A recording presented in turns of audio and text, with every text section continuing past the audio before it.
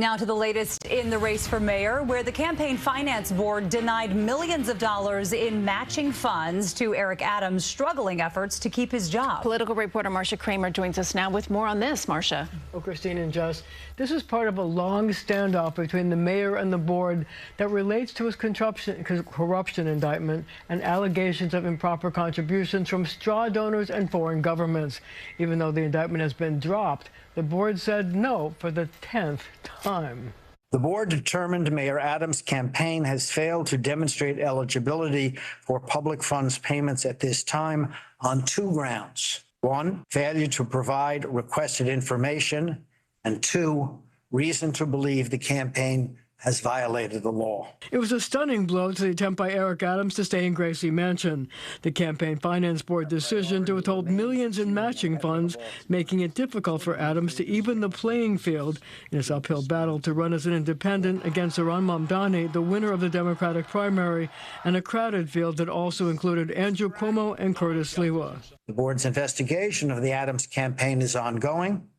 As stewards of taxpayer dollars, we are committed to enforcing the rules fairly and equally to all candidates. Team Adams was livid, saying the ruling, quote, raises serious questions about fairness, timing, and selective enforcement.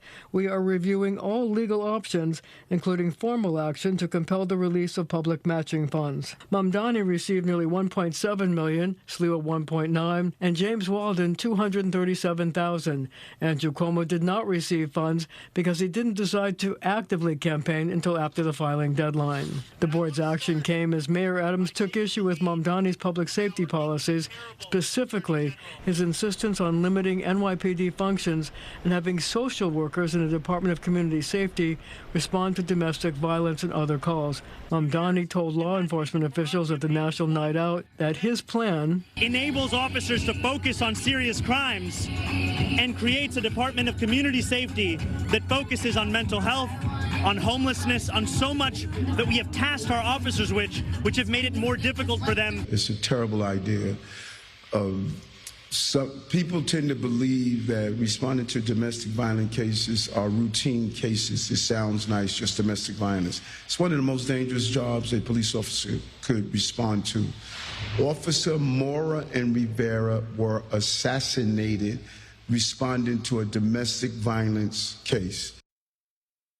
But the Queens Assemblyman's team didn't take the mayor's attack lying down. A spokesperson pointed out that Adams slashed $3 million from a program for victims of domestic violence, while Mamdani's Department of Community Safety will allocate $40 million for victim services.